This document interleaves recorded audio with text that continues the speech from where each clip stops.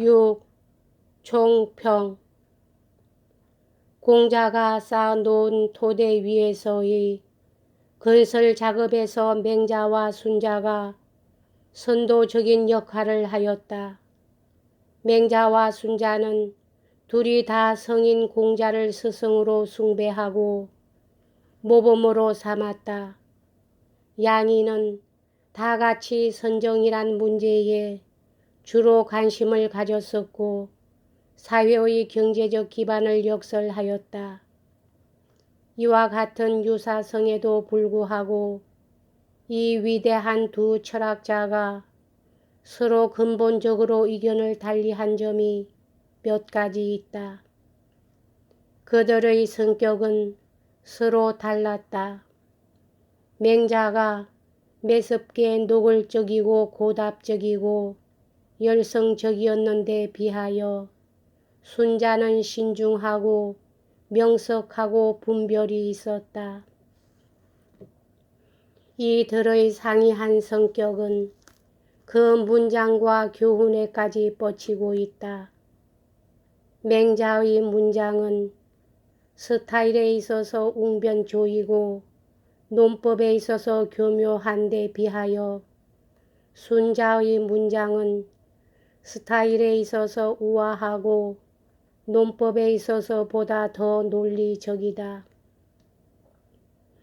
맹자는 인성이 본래 착하다고 믿었고 그러므로 인성의 필연적 표현으로서의 덕행을 가르쳤다. 이와 같은 전제에서 그는 인격의 함양이 외적 행위의 억제에 달린 것이 아니라 내적 마음의 개발에 달린 것이라고 논하였다. 따라서 맹자는 선정이 착한 관리에 달려있다고 주장하면서 통치층의 도덕적 도야의 필요성을 강조하였다. 한편 순자는 인성을 본래 악하다고 생각하였고 그러므로 선을 위하여서 이 인성을 올바르게 훈련시켜야 한다고 주장하였다. 그는 예의 범절에서 찾아볼 수 있는 행위의 기준이 필요하다고 말하였다. 여기에서 맹자와 순자의 중요한 차가 분명하다. 맹자가 예를 인의 정신에서 생겨난 것일 따름이라고 생각한 데 반하여 순자는 예를 인성의 타고난 비열성을 없애는 가장 효력 있는 수단으로 간주하였다.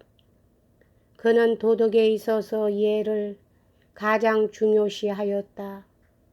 그는 예가 인간의 욕망을 충족시키는 것을 조절할 뿐만 아니라 인간의 감정을 정화하고 순화한다고 주장하였다.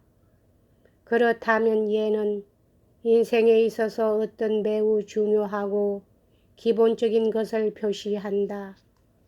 개인의 자유와 공공의 이익의 상충은 순자의 업적에 비추어 한번 생각해 볼 필요가 있다. 육아와 법과는 다같이 이 부면에 있어서 강하면서도 서로 정반대되는 소신을 가졌었다. 공자와 그의 제자들은 민중이 법과 벌이 아니라 예와 덕으로 다스려져야 한다고 주장하였다. 만일 민중이 법으로 인도되고 벌이 적용될 때 모두 평등하게 취급된다면 그들은 과오를 범하지 않는데 성공할지 모르지만 동시에 염치감을 잃을 것이다. 반면 그들은 덕으로 인도되고 평등하게 취급된다면 염치감을 가지고 스스로를 개혁할 것이다. 법가는 사회 질서의 테두리로서 법과 단호하고 독재적인 정치를 지지하였다. 그러나 순자는 법은 기록인데 비하여 예는 그 기본적 행위라고 주장하면서 이 두 견해를 타협시킨 것 같다. 그의 가르침에 따르면 법은 사람이 예에 일치하여 행동하지 않으면 잘 시행되지 않는다 한다. 예와 법은 사회 질서를 유지하고 인덕을 함양함에 있어서 서로 보충적 역할을 한다. 이리하여 순자는 인간 사회의 테두리를 위한 보편적인 문화 형태를 꾸미려고 시도하였다. 가장 중요한 것이 있으니 그것은 다름 아니라 공자가 인을 인생의 으뜸가는 덕이라고 주창하였고 맹자가 의를 인과 비등한 기본적인 덕의 지위에 올려놓은 데 대하여 순자는 인을 들고 의를 실천하는 주덕으로 서의 예를 강조하였다. 이리하여 인의 예는 유교의 기초가 되는 3대 덕이 되는 것이다. 이 3대 덕은 중국 사람들이 수천 년 동안 지켜온 행동 규범이다. 각자는 중국 문화 성취에 있어서 유용한 역할을 하였으며 서로 불가결한 가치를 가진다. 이는 인생의 으뜸 가는 덕으로서 사람으로 하여금 남을 위하여 적극적으로 노력하게 하는 것이다. 의는 이에 뒤따라 인간 활동에 구현된 최고의 원리로서 인과 협동작용한다. 그리고 예는 도덕 감정의 외적 표현으로서 인과 의의 빛을 던져 주어 전 행위를 이와 순에 조화시키고 그렇게 함으로써 유교의 사당을 완성시키는 것이다. 끝으로 공자, 맹자 및 순자의 철학이 그 모두가 사회적 관계와 시민으로서의 의무에 바쳐진 주로 윤리적이라는 것을 유의할 필요가 있다. 순자의 저서에 하늘에 관하여 란 편이 있기는 하지만 그 목적은 초자연의 신비를 찬양하는 데 있는 것이 아니라 의식에서 예배하게 되어 있는 영적 존재를 부인하는 데 있다.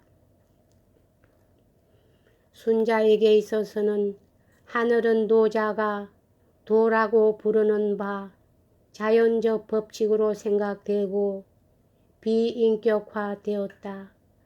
이 개념은 인간에게 그 자신의 자력에 의존하여 자연을 극복하라고 촉구한다. 인생의 옳은 길이 개척된다면 하늘은 불행을 보낼 수 없다. 홍수와 가뭄은 기아를 일으키지 못하고 극도의 추위나 더위는 고통을 일으키지 못한다. 초자연적인 힘을 일으키지 못하는 것이다. 그 반면에 사람이 자기 의무를 소홀히 한다면 하늘은 그를 돕지 못할 것이다. 초자연적 믿음을 배제함에 있어서 순자는 사실상 유교의 발전을 자연주의적 휴머니즘으로 완성하는 데 성공하였다.